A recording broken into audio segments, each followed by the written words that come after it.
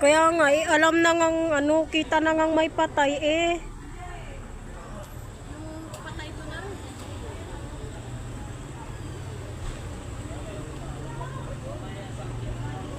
Ano pa?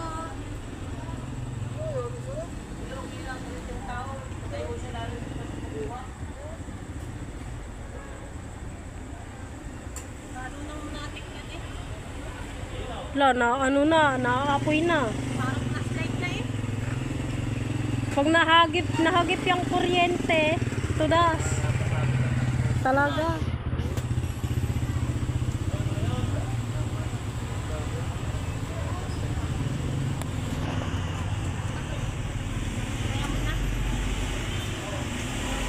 Meron na talaga.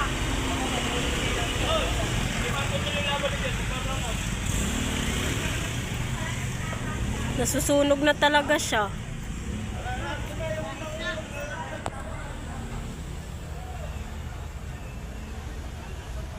Parang namatay na yung ano dito sa may kabilang puno. Nakikislap. Ay, hindi pala.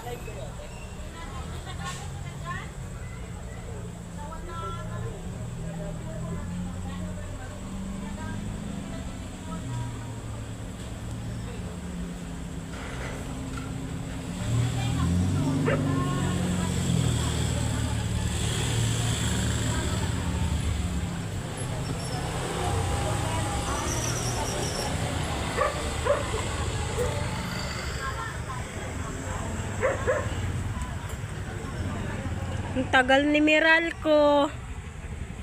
Patay na nga yung tao. Di pa naaapula ang apoy. Patay ko sa ilalim? Ha? Patay ko sa ilalim. Sabi na, nanguha.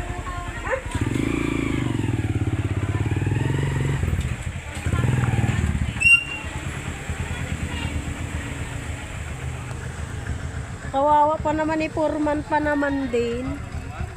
Opo. Ay, bakit?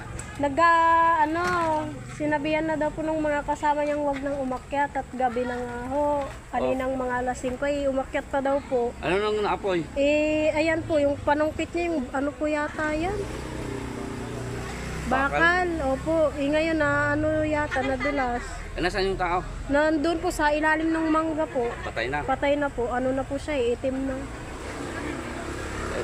Kukuha ng mangga? Opo, kukuha po. Ano yun? Eh, nung pagkalaglag niya, may mga kasama naman pala, hindi nagtawag din agad. Eh, Anong oras binumba, na umakyat? alas 5 po.